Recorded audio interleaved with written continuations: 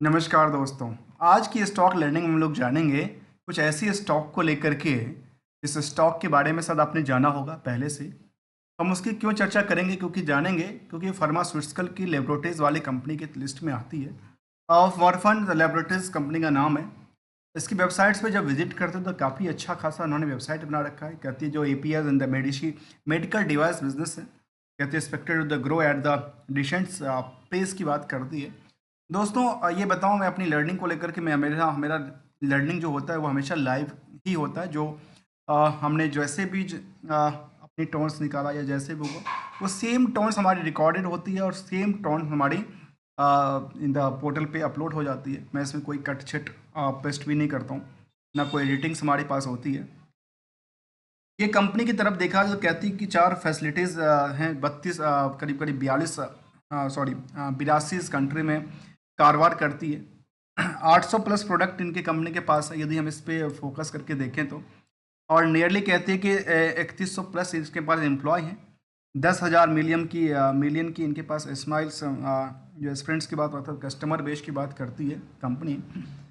तो इसके बारे में हम क्यों जानने वाले हैं, क्योंकि इसके स्टॉक में एक नई पहल देखने को मिला है। और पहल ये है, जब आप इसकी चार्ट को देखें तो इसकी चार्ट लगातार एक ग्रोइंग्स कैटेगरी के अंदर आती है। हम इसका भी डीपली की तरफ चलेंगे। पहले देखिए कंपनी को लेकर के, तो कहती है कि इनके पास R&D सेंटर से लेकर के बाकी सारे के सारे फॉर्मुलेशंस की बात करें या फिर डॉक्टर मॉर्फन की बात करें, ये सारे के सारे इनकी वेबसाइट्स पे अवेलेबल है। तो चलिए अब हम जानने के प्रयास करते हैं मार्केट की तरफ, मार्केट क्या कहता है।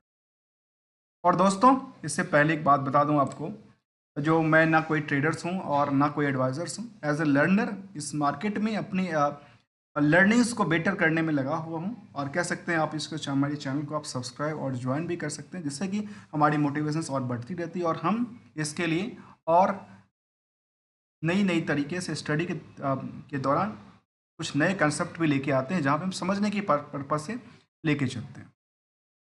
चलिए, कंपनी बीएससी और एनएससी दोनों जगह लिस्टेड है और इसके बारे में हम समझने की प्रयास करते हैं तो क्या कहती है कंपनी। तो चलिए, जो मोरफेंस लेबोरेटरीज की बात कर रहे हैं, जहाँ पे बुक वैल्यू कहता है करीब 16 रुपये के आसपास, इंटरेस्टिंग वैल्यू कहता है करीब 48। मतलब ये समझ में आया कि इनसे करीब करीब 3 गुना क्या है इनका, ये कहता है। अब आते हैं स्टॉक में भीड़ को लेकर के। देखिए स्टॉक में जब बाकी दुकानों पे करीब 40 लोगों की भीड़ है, तो यहाँ पे भीड़ करीब करीब 45 लोगों की भीड़ है। मतलब इससे ये कह सकते हैं कि 10% क्या है, ओवर वेटेज है। ठीक है, तो जब यदि 10% ओवर वेटेज है तो क्या ये इनकी आगे की पहल नहीं हो पाएगी। तो कहती है हायर टू हर 101 रुपये तक गया था, लोअर भी करीब 31 रुपये तक था। अब समझने वाली बात है, अभी फिलहाल 93 के आसपास प्राइस है। मतलब ये समझ में आती है कि ऊपरी सतह से थोड़ा सा बिकवाली था, जहाँ पे हमने देखा था चार्ट में कि ग्रोइंग कैटेगरी के अंदर निकलती है। जहाँ पे कहा गया कि इसको जो भीड़ का आकलन करते हैं उस दुकान को लेकर के, दुकान पे भीड़ क्या कहता है, भीड़ की पहली क्वालिटी देखा जाता है। या तो दो तरह की चीज़ें हैं, या तो उस दुकान पे अच्छी क्वालिटी को सामानें मिलती है, या फिर वहाँ पे क्या है,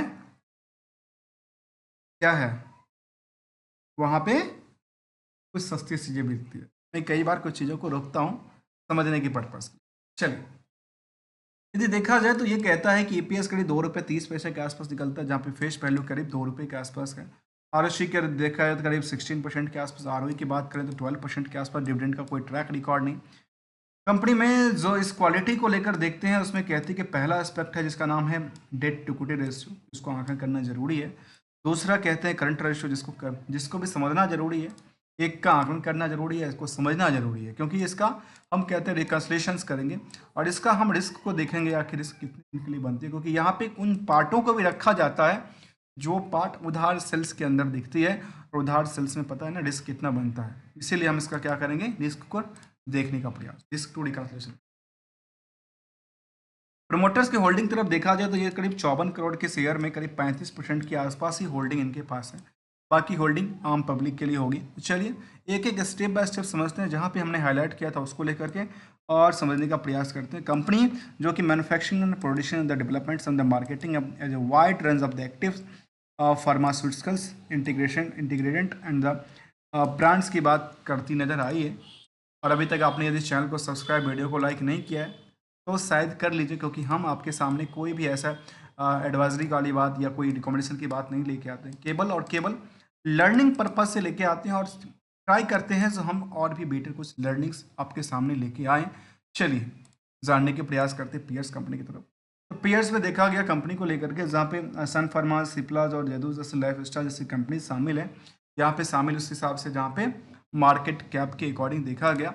और यहाँ पे देखें बीएससी के ऊपर भी कुछ ऐसा, एनएससी के ऊपर भी कुछ आती है और एनएससी के ऊपर भी देखता है, जहाँ पे कहते हैं कि व्हीकल्स हैं, फैक्टर्स, लाइफ है, नोलैंड्स करके आती है, मॉर्फन भी आते हैं। यहाँ पे किसके बेसिस पे है? रिवेन्यू के आंकलन के बेसिस पे यहाँ पे दिखता है। ये कुछ ऐसे दोनों तरफ से हमने इसको कंपेयर करने का एक प्रयास किया। अब आइए हम इसको जानने की प्रयास करते हैं क्वार्टरली रिजल्ट की तरफ। क्या क्वार्टरली रिजल्ट कंपनी के बारे में कहता है, जो नियरली यदि देखा जाए तो यहाँ पे देखने को आती है कि सेल्स को लेकर के क्या कहता है। तो सेल्स को लेकर देखा है तो कहती है यहाँ पे करीब करीब क्वार्टर ऑन क्वार्टर बेसिस पे यहाँ पे तगड़ी जंप है, कहती है ऑब्वियसली जंप है। इसका परसेंटेज भी देखेंगे आखिर परसेंटेज क्या कहता है इसको लेकर के, जहाँ पे पिछले पीरियड से भी जंप देखने को मिला था। ऑपरेटिंग प्रॉफिट भी देखने को मिलता है कि करीब 7% के आसपास था, वो करीब करीब 11% हो गया, मतलब यहाँ पे उछाल देखने को मिला। अब इसके हिसाब से देखें तो नेट प्रॉफिट कहता है 15 करोड़ और वो कहता है करीब करीब 36 करोड़ का। मतलब यहाँ में ये समझ में आया तो चलो जिसने इसका सेल्स बढ़ा उसी अकॉर्डिंगली इनका प्रॉफिट भी बढ़ता नज़र आया। और ये भी कह सकते हैं इसको, ये नहीं कह सकते फिलहाल जो इसका सबसे ज़्यादा टॉप पे कारोबार किया है इस क्वार्टर में। इससे पहले भी कंपनी 21 के अंदर अच्छी खासी कारोबार किया था, करीब 37 करोड़ तक का प्रॉफिट उन्होंने बुक किया था। चलिए परसेंटेज वाइज हम इसका जानने का प्रयास करते हैं, जिसका हम थोड़ा सा कोड लेते हैं और हम कहाँ चलते हैं। हमें एनएससी हमें उसका अच्छा लगता है, खास करके गूगल फाइनेंस को लेकर के। गूगल फाइनेंस पे कुछ परसेंटेज हमारे पास में कैलकुलेटेड निकल के आती है, फिर हम उसका ये भी देखते हैं आखिर रिस्क टू रिवार्ड क्या है। यहाँ पे परसेंटेज वाइज देखने को आया कि इस रिवेन्यू के अंदर 13% से ज़्यादा की उछाल थी। ऑपरेटिंग एक्सपेंसेस करीब 2% के आसपास उछाल के साथ बंद हुआ। और नेट इनकम शायद देखा जाए तो करीब करीब 147%। नेट प्रॉफिट मार्जिन देखा जाए तो 117%। और इतना कहें तो कहते हैं तो इवेटा करीब करीब 93% के आसपास की उछाल के साथ कारोबार करती नजर आई। अभी तक हम स्टॉक मार्केट में नहीं है, अभी तक हम कंपनी के कारोबार को देख रहे हैं, आखिर कंपनी की कारोबार क्या बढ़ती है या नहीं बढ़ती। अब आते हैं ईयरली बेसिस पे। आखिर ईयरली बेसिस का क्या आंकड़ा? ईयरली बेसिस का आंकड़ा ये देता है कि इनके पास जो पिछले पीरियड था उससे जंप तो हुई, लेकिन उससे पहले वाले से जंप था। मतलब ये कह सकते हैं इसको टॉप ऑफ द ईयरली उन्होंने कारोबार करती नजर, और लास्ट 12 महीने का डेटा भी इनका सस्टेन करती नजर आई। अब इसका हम ऑपरेटिंग प्रॉफिट देखें तो ये लगातार कई बार गिरती भी है, कई बार चलती भी है, लेकिन पिछले पीरियड से देखें तो यहाँ पे करीब करीब ये कह सकते हैं 50% के आसपास की उछाल देखने को मिला। नेट प्रॉफिट का आंकड़ा में ये नहीं निकल के आई कि कंपनी सबसे अभी टॉप पे कारोबार करती नजर आई है। इससे पहले भी कंपनी ने 2022 के दौरान 102 करोड़ का प्रॉफिट बुक किया था। और मैं यहाँ पे एक वर्ड कहता हूँ, प्रॉफिट क्या किया था? बुक्ड किया था। इसके पीछे कुछ कारण है, इसके लिए हम क्या करेंगे? रिकन्सिलेशन करेंगे। और वैसा बात मैं क्यों कह रहा हूँ, केवल और केवल हम समरी डेटा को समझ के ये आंकड़ा नहीं निकाल सकते ये कंपनी की बाकी सारे के सारे डेटा इनके सपोर्ट से बनती है या नहीं बनती, उसका ट्रेंडिंग कहता है कि नहीं कहता है। अब इसका परसेंटेज भी देखिए, क्या परसेंटेज देखा जाए तो इसके बारे में कहती है, जो नियरली ये देखा जाए तो कहती है 19% के आसपास की रिवेन्यू जम था। इसके अलावा की बात करें तो ऑपरेटिंग एक्सपेंसेस भी 22% बढ़ती है, और नेट इनकम 148% और नेट प्रॉफिट मार्जिन 107% के आसपास, और ईबीटा भी करीब करीब 83% के उछाल के साथ कारोबार करती नजर आई। ये था इसका आंकड़ा। अब इसी आंकड़ा में हम देखें ट्रेंडिंग को, तो ट्रेंडिंग में देखेंगे, साथ में चार्ट में देखिए, यदि इनकी अभी तक की प्रॉफिटेबिलिटी लगातार बढ़ी है तो क्या ट्रेंडिंग में लगातार बढ़ी है? कहती है ऑब्वियसली बढ़ी है। कंपनी के हमेशा क्या हो रहा, हमेशा ही ट्रेंडिंग बढ़ी है। क्या होता है? हमेशा ही ट्रेंडिंग बढ़ी है। आपका आंकड़ा करके देख लीजिए, क्या कहती है? हमेशा ट्रेंडिंग क्या है? बढ़ती नजर आई है। किसी भी टाइम फ्रेम के हिसाब से आप देखें तो लगातार स्टॉक ने ग्रोइंग्स कैटेगरी के अंदर देखने को बनती है। अब आइए, जो प्रॉफिट वाले पार्ट्स में हमने कहा कि R2R को जानना जरूरी है, वहाँ के लिए क्या करना है? हमें रिस्क टू रिकन्सिलेशन देखना पड़ेगा और रिस्क टू रिवार्ड भी देखेंगे। तो पहले हम रिस्क टू रिकन्सिलेशन की तरफ चलते हैं और ये देखा जाए बैलेंस शीट फिगर को लेकर के, तो यहाँ पे बोरोइंग्स में क्या हो रही है, बोरोइंग्स में नियर अबाउट अभी क्या हो रही है, थोड़ा सा इंक्रीज किया है इन्होंने। और इंक्रीज करके करते ही एक हमारे दिमाग में एक क्वेश्चन आती है हमेशा, तो आखिर इनका यूज कहाँ कर, ये पैसा उन्होंने लिया है बैंक से, लोन लिया, थर्ड पार्टी से लेकर, किसी से भी लिया, तो इनका यूटिलाइजेशन कहाँ करती है, 4 करोड़ का यूटिलाइजेशन कहाँ करती है, इनके पास यूटिलाइजेशन तो अच्छी खासी है। फिक्स एसेट्स लगातार बढ़ी है, या वर्किंग प्रोग्रेस की बात करें लगातार इंक्रीज किया है। इन्वेस्टमेंट भी इस साल में उन्होंने 1 करोड़ के आसपास किया है, जो पहले बीच में नहीं था, एक बार नहीं था एक बार था, मतलब कई बार में टूटती नजर आए, मतलब सस्टेनिटी नहीं कहती है इसको। अब आते हैं लास्ट पॉइंट, जहाँ पे हमने रिस्क को लेकर की बात का, और रिस्क को लेकर के ये देखा जाए कि इनके पास रिस्क कितना का बनता है। तो रिस्क का आंकड़ा इसके बारे में कहते हैं कि 325 करोड़ के इनके मार्केट में पैसे लगे हुए हैं। आखिर 325 करोड़ का जो पैसा लगा हुआ है, इसका इसके पीछे रिस्क क्या कहता है, और इसके साथ में इसका रिकवरी कब होता है।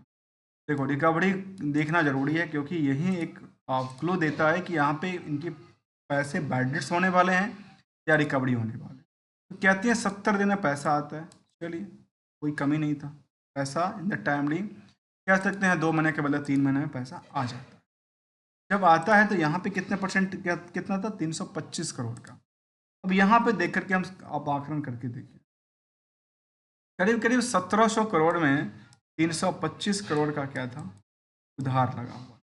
प्रॉफिट कितना बुक कर दिया, 97 करोड़ का, और ये कितना कहता है, 1690 करोड़। इसका हम परसेंटेज आपके सामने लेते हैं और एक नज़र परसेंटेज पे तरफ चलने का प्रयास।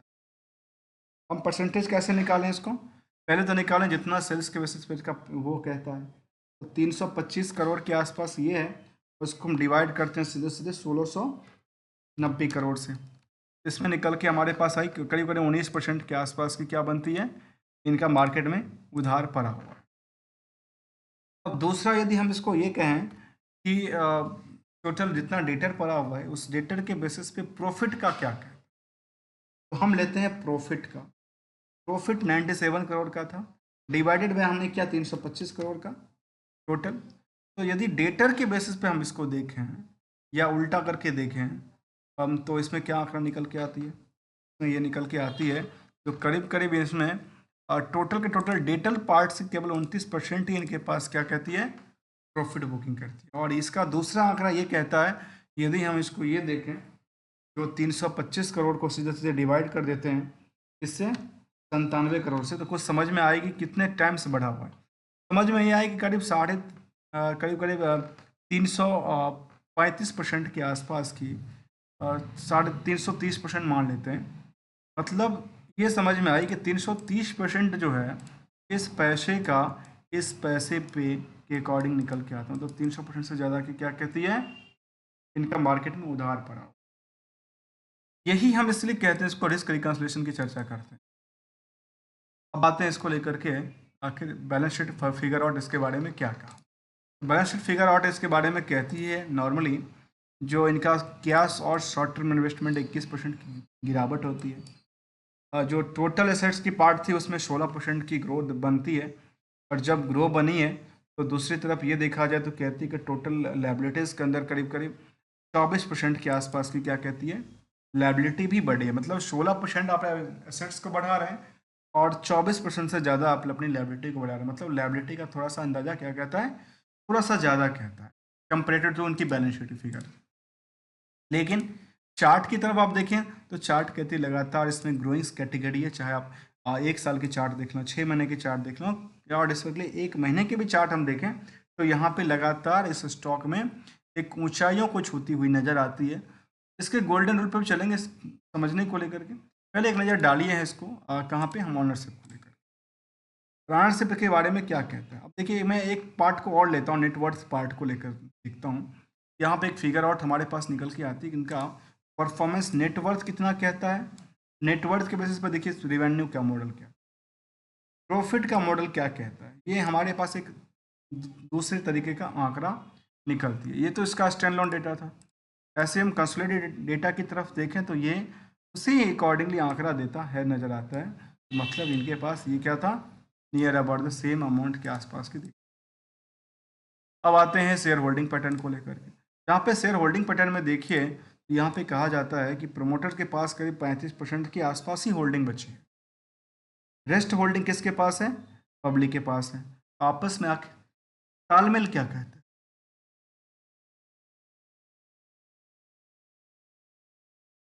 इसके आपस में तालमेल की तरफ देखें तो ये कहता है इन्वेस्ट के अंदर प्रमोटर्स के अलावा एफआई की तादाद बढ़ी है 7% के आसपास।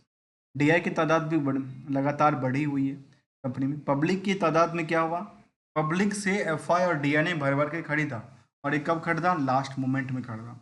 मतलब 30, ये अभी अगस्त का डेटा है, अगस्त तक का डेटा आ चुका है। अगस्त का डेटा के हिसाब से ये कहता है कि यहाँ पे सबसे ज़्यादा यदि किसी के पास ये फंड है तो वो यहाँ पे एफआई की भूमिका ज़्यादा देखने को मिलती है। डीआई भी नहीं है और नियरली अबाउट कम है, और पब्लिक के पास तो अच्छी खासी पोजीशन यहाँ पे बनी है और लगातार बनी हुई है। जहाँ पे कुछ कंपनीज भी हैं, जहाँ पे फिनफोल्ड ओवरसीज लिमिटेड है, यहाँ पे 7% तो यही रखा हुआ है। 1% के लिए कहती है कि मॉर्फन लेबोरेटरीज लिमिटेड है, जो कि शायद उनकी खुद की कंपनी शायद कुछ होल्डिंग लेकर बैठी है 1% के आसपास। और अब आती है इसकी निवेशक को लेकर के, जहाँ पे इसकी भीड़ की देखें, जहाँ भीड़ देखें तो भीड़ करीब 3 लाख के आसपास भीड़ हुआ करता था, वो 3.5 लाख के आसपास अगस्त तक की भीड़ का आंकड़ा देता है। अब यहाँ पे डेटा क्यों आएगा इसके? उसके लिए कंपनी ने कुछ किया था क्या? कंपनी ने देखे थे क्या किया था?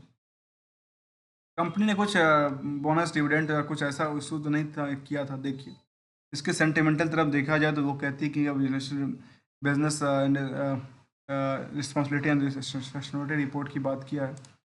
कॉर्पोरेट एक्शन में कंपनी ने अभी ई वोटिंग 2014 में लिया था, उसके बाद ऐसा कोई भी अपडेट देखने को नजर नहीं आई फिलहाल के लिए।